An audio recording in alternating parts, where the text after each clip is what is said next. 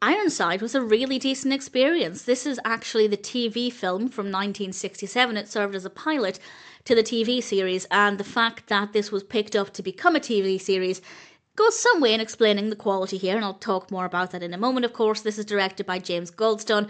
It's written by Don Mankiewicz and Collier Young, with a cast including Raymond Burr, Geraldine Brooks, Wally Cox, Kim Darby, and various others. We also have Nicholas Colasanto in it a tiny bit, and it's because of Colasanto that I became aware of this and wanted to watch this. And I will say, if you're in the UK and you want to watch this, you can buy it on its own as a DVD. I can't remember if that's Region 1 or Region 2. It's pretty expensive, but if you look for the Season 1 box set, it actually includes the TV pilot. I don't know if every release of the box set does, so double check, but if you do want to watch this, it's actually included in the Season 1 box set, so that's definitely worth bearing in mind.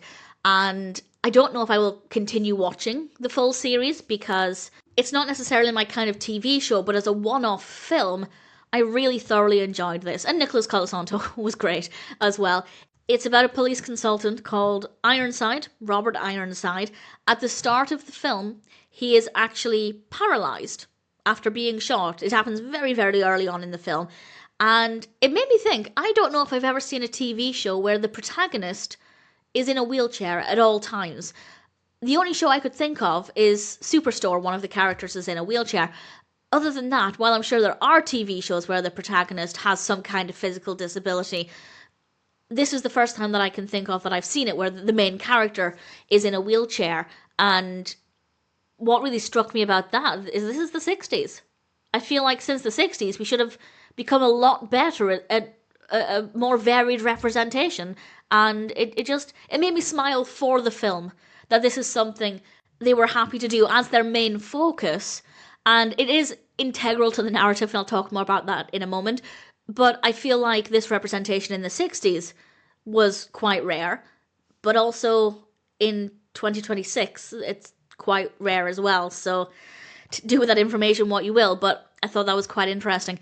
And he spends the episode trying to figure out who shot him. You would want to know that, wouldn't you? So as a narrative, I thought it was quite interesting, but it was also a really great way to get to know Ironside, because we learn more about him, who he is, enemies he might have. I thought it was a really great way to dig deeper into his life while obviously hopefully moving forward with the case. I thought that was a really, really fantastic way to start things off. The narrative does work well, it flows well, the pacing is great, the story is really engaging. Ironside as a character, based purely on this film of course, is really interesting. He feels real, he feels complex. Having him shot and then digging into his life is a really great way to start things off. The investigation itself felt real, it was easy to feel emotionally invested. The characters we meet along the way are well written and interesting, with great performances, and I don't think we got too much information too soon. Visually, it is stunning. The DVD copy is incredible.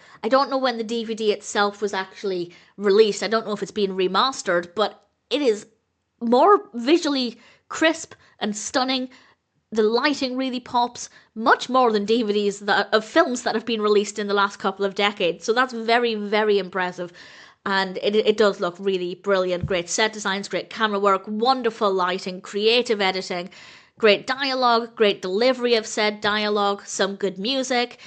It doesn't surprise me at all that this was picked up for a TV show. Solid introduction. I can't comment on the character further down the line or whether the TV show is of the same quality, but this TV pilot is pretty fantastic, and I thank Nicholas Colasanto for being in it because it gave me a good reason to watch it. As I said, if you do want to watch the TV pilot in the UK, your cheapest option, at least at the time of recording, is to buy the Season 1 DVD box set, but do double check that it includes the TV pilot. I don't know if every release of the box set does, but certainly the one that I bought did, and I got it for really I think a couple of pound on eBay, maybe around about £10. It wasn't the cheapest, but it wasn't as expensive as buying the TV pilot on its own. Really decent experience, really thoroughly enjoyed it. I don't know if I'll ever watch the TV series. I have the Season 1 DVD, so maybe I will, but certainly I was very satisfied with the film, and I'm certainly happy to recommend it.